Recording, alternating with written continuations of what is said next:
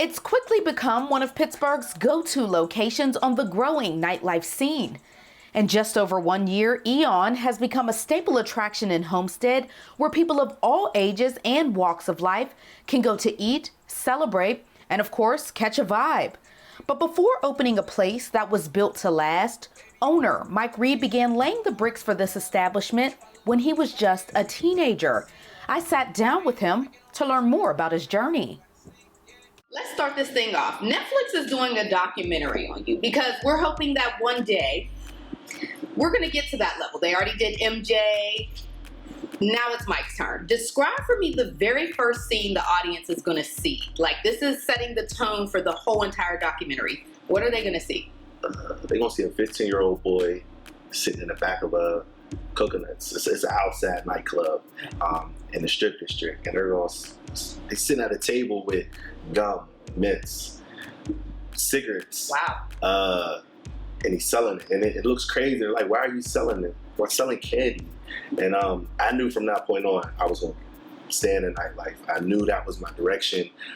15 years old, and it was working. It was a lot of money at that age, bringing home $300-400 a night as a 15-year-old. I was like, this is the way to go. Right. So from there, where do we go next? What's the next spot? What was your very first? I get a phone call from my best friend. He's like, Mike, opening the club. I'm like, all right, cool. He's like, you're running it. I'm like, what do you mean? It's like, you're running this after hours. Okay. I'm like, all right. I'm like, why me? He said, you're good with people. Okay. I'm like, I talk good to people. I'm a teacher. Yeah, I understand. I'm like, all right, cool. I'll do it. So we opened up XO. Yeah, XO.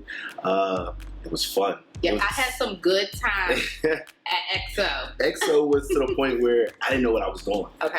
I didn't know the money side of it. I just knew that I could bring people and I could hold a conversation with them. And it was the welcoming part of XO. We had XO for about 2 years. Then went to the south side. We had Potato Heads. Potato Heads didn't last long. In the city. It was quick. I loved Potato Heads, yes. But it wasn't for us. Okay. It was too fast. So we stepped back from Potato Heads in the process of that, and then boom, Savoy. Okay. Savoy was the challenges of all challenges. Right. It was a learning of the past, right. The present, right. And where we were going to go. And I wasn't in the beginning of Savoy. So I didn't know. I never went to Savoy prior to me working there. Okay. But it was a great experience. What are some of the challenges that you've had to overcome, that you had to, kind of dig deep to get through this process and to get where you are today? What are some of those challenges that you faced? The biggest challenge was letting go the past. Okay. The past was me leaving other nightclubs, lounges in my past. It was a battle. My first year, it was probably the toughest time of my life. I didn't show it. I kind of went to myself, I would just disappear. Yeah. I'd take walks. It was just the stress of trying to make sure everybody was happy. Right. And at that point in time, I wasn't happy. I was okay that we had a place, but I wasn't happy. First 6 months in this place, I was stressed out. Okay. I was definitely like... And that's real. It took a toll on me. The biggest thing was leaving Savoy. No one knew what I was doing. This place was purchased and being renovated almost 9 months while I was still working at Savoy. Wow. So it was my dream. I knew what I was doing, but I had to get it to the point where it was going to work for everybody. Right. I'm the entrepreneur that wants everybody to win. Okay. My biggest thing when I dove into EON was every location was the community. Mm-hmm. Community don't like you, you're not going to make it. Right. And I don't focus on EON. I focus on, are the police happy with what we're doing here? Right. The fire department, are they happy? The borough, the neighbors. I mean, there's going to be people that, of course, they're not going to like us. Right. But once you get that part figured out, everything else is kind of like, it works. Yeah. You know what I mean? So it's kind of, knowing who you are, knowing your community allows you to grow within the community. So, Right. So now, I know that has to be tough. And you had made a post a few weeks back about, people thinking that it's just so easy. I'm going to open a spot and the people going to come. And that's not the case. So how do you navigate that? Every spot I was at helped make EON. Yeah. And it was every area, every location. It has to be the right move. You have to understand the game of the nightlife. It's not just bad liquor and opening the door. It's not that easy. I think a lot of promoters, I think a lot of people that jump in and buying, getting bars, lounges, they don't understand that. Right. This happened at this point in time in my life because it was the right time. Right. A year before, 2 years prior, when I really wanted my own spot, I would have lost it by now. Okay. And why? It was just, I wasn't ready. Yeah. I wanted a lot of people jump into it to be the man, the top woman in the city, and I didn't want that. I really wanted a nice place for everyone to come and just have a good time. And this place is really, it's a piece of every location that we've had, and that's why it's special. Nice. So what was the motivation behind EON Bar and Grill? Carolina Kitchen. Okay. So with the Carolina Kitchen in DC multiple times, I kept saying, we don't have this in Pittsburgh. Right. How can I get great food in a great location, but turn it into a lounge? Right. So I kept going. I met with Tanisha and Sam. I said, if I open a lounge, you guys have it. It's your kitchen. Right.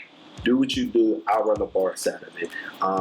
And that was it. It clicked. Meeting with my general manager Janice. I kind of let her. She's kept going different locations, and we just all put it together. And then it was, again, it changes every day. This place changes. You have the livelihood of a lot of people in your hands. Yes. You have a team.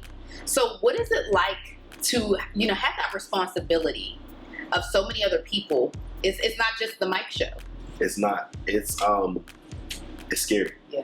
It's scary to the point where I have to trust myself sometimes. The decisions I make, it's not just based off of Mike. Yeah. And I make decisions that my team sometimes don't like. Yeah. But again, it's the practice, it's the times that I've had to go through this on my own to realize that it's going to work. If it doesn't work, we'll fix it right then and there. Right. But my team, they really trust me. And that's why most of them are still with us. Right. And they're going to continue to grow with us wherever we go outside of Nightlife as well. Right. For someone who's out there maybe looking at Mike, looking at EON and saying, I want to do that. I feel like I have what it takes to do that. What advice would you give to them? Take your time. Start with a game plan. What are you going to be doing in this location? What does it look like? If you could visually, in your mind, just say, this is my location. This is what I'm going to do. This is what I'm going to serve. Yeah. It allows your mind to grow. Yeah. And just don't rush. I mean, I've been that 15-year-old Mike. It took me 20 years to get my own, to get there. Yeah. You know what I mean? So it's not people are blessed. They are able to just get a nightclub, But that's not everybody's story. So that's not, but it's scary that if someone can get a nightclub or a lounge, what they can do, good or bad. Yeah. It could be one of them things that's going to rise and fall. This could be open one day and shut down the next day. Yeah. And that's the scariest part of this business is someone can take it away from you. Yeah. And as something, anything, it just happens. It's the way. So. Yeah. So all these clubs, and really not all these, because Pittsburgh, our nightlife, it's a challenge. It has its challenges, especially for African American people here. So appreciate what you're doing, but how important is this place to the city of Pittsburgh, and what do you think it signifies to, where we're going and establishing a place where all people can come and enjoy themselves in this city? It's growth. And Homestead allowed us to have that growth. Yeah. It wasn't, there's locations in Pittsburgh, they're like, do not play rap music, do not stay open past a certain time. Do not wear fatigue, do not wear baggy jeans, do not wear your Jordans, which we know what that means. Yeah, and I was that person. I don't look at things like that. You know, I say EON's for everyone. Yeah. You know, I have regulars that watch me sit outside and just dirty as can be because I was in here cleaning, dusting, and like, what are you doing? I'm like, putting a bar here. Yeah. And now they're regulars. They come here and watch the news every day and have a beer. So it's the growth, it's the opportunity. Again, you got to do research. You got to figure out if you want to open a club downtown Pittsburgh, you need to go down there and talk to those people. Because if you go and spend $500,000, they're going to tell you at 11 o'clock you better shut these doors. Right. It's going to take too long to make that investment back. Right. So it's knowing where you want to go. Yeah. So EON, I've been here a number of times. You already know what my favorite thing is. The green beans. The green beans. I'm obsessed with the green beans here. But more importantly, I'm obsessed with just the fact that, you know, myself, my fiance, my friends who come in from out of town, I can bring them somewhere and just vibe out. That's just so important. So I want you, not me, to describe when people come to EON, what can they expect? Fun. The vibe is relaxing. The DJs are unreal. Bring your mom, bring your dad, if they're over 21, they're gonna have a good time. There's enough for everyone here. I mean, you can come here and people come here and take pictures. There's a mirror that people gravitate to every night just to take those pictures. Events. It's just, again, it changes. It's a gift and a curse. Like, we change every day. Sometimes we do good things. Sometimes we do things that people are happy with. But it's safe. Yeah. And it allows people to have a good time. For sure. I came here after my engagement, and I think that just goes to show, like, and it was on like a Thursday, a random Thursday, and it was still just such a good time. Definitely. So I appreciate that, and I appreciate you for sitting down and chatting with me today. I gotta thank you for that. Definitely. And just want to, let people know where they can find you. Where can they learn more about EON? Your website, your social media. The EON page on Instagram is EON PGH. Okay. My page is the guy MR. Okay. It's really just, I don't post too much. Yeah, I want people to come and get this experience. Like, I'll post something like, and what else? I'm like, come see. Like, it allows you to get the full experience if you're here versus just seeing what you see on social media. Right. So that's what I think. Just come and hang out. Okay. All right. Well, make sure you go and follow Mike. More importantly, go and follow the EON PGH page on Instagram. And make sure you come and check it out. It really is a vibe. And I'm not just saying that because I love Mike and because I love his staff and because I love this place. But it really is such a good time. So make sure you come and check it out. Definitely. All right. Thank you all for joining us. As always, it's not goodbye. Only see you later here on Sydney Cooper TV.